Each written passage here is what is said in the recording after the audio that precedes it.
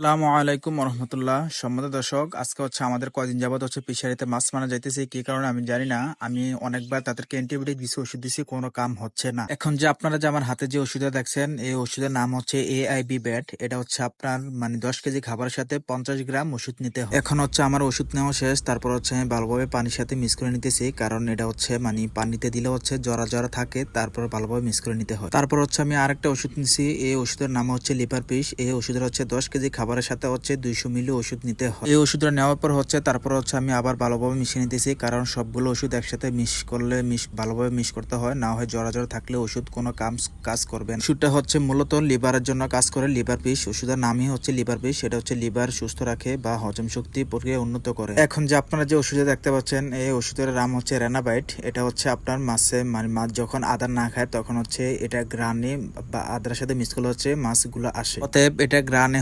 মাছগুলা খাবার খাইতে আসে আর কি। এই ওষুধটা এক জাতীয় আডার মতন। এটাও ভালোভাবে মিক্স করতে হয়। মিক্স না করলে আপনারা এখন যে ভিডিও দেখতে পাচ্ছেন দেওয়ার সাথে সাথে মিক্স হচ্ছে না। এই ওষুধগুলো সবগুলো ভালোভাবে মিক্স করতে হয়। আর হ্যাঁ, আপনারা এখন যে আমার হাতে যে ওষুধটা দেখতে পাচ্ছেন, এই ওষুধের নাম হচ্ছে নভোফ্লোর ব্যাট। এটা হাই পাওয়ারি অ্যান্টিবায়োটিক। এটা দামও অনেক বেশি। আমাদের ওষুধের ভিতরে এটা দাম অনেক বেশি। আমাদের এখানে ওষুধগুলো সব থেকে যে দাম নিছে, এই ওষুধের একটা ওষুধে একই দাম নিছে। এটা আমাদের থেকে নিছে 2500 টাকা। আর এই ওষুধটা সবাই মোটামুটি চিনে থাকে। যারা বড় বড় খামারি তারা এই ওষুধটা অনেকে খাওয়াতে হয় মুরগি, বিশেষ করে মুরগি ফার্ম। আজকে আমাদের অনেকদিন ধরে ফিশারিতে অনেক মাছ মারা যাইতেছে। আর আপনারা এখন যে দেখতে পাচ্ছেন, ভালোভাবে আমি সবগুলো ওষুধ একসাথে ডালার পর আমি ভালোভাবে মিক্স করে নিতেছি, কারণ মিক্স না করলে যদি আমি আবারও বলতেছি জরা জরা থাকলে ওষুধ কাজ করবে না। এখন ওষুধ মিশানো শেষ। তারপর আমি খাবার পরিমাণ মেপে পরিমাণ নিচে নেওয়ার পর আমি ওষুধগুলো ডালতেছি। ডালার পর ভালোভাবে মিক্স করে নিতেছি। আর সাথে ওষুধ মিক্স করানো শেষ হলো আপনারা ভালোভাবে রোদে শুকাতে দিবেন। শুকাতে না দিলে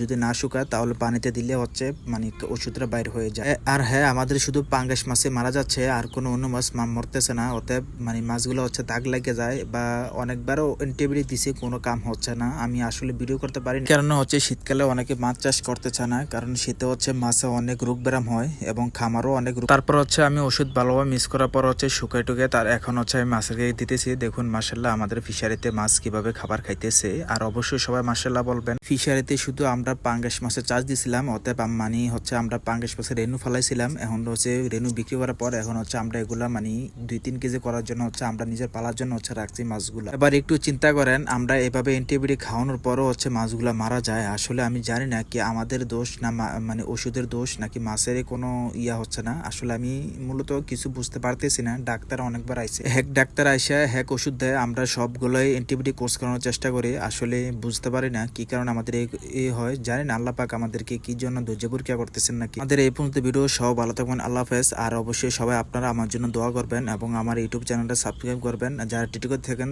তারা অবশ্যই ফলো দিবেন এবং লাইক করবেন। আসসালামু আলাইকুম।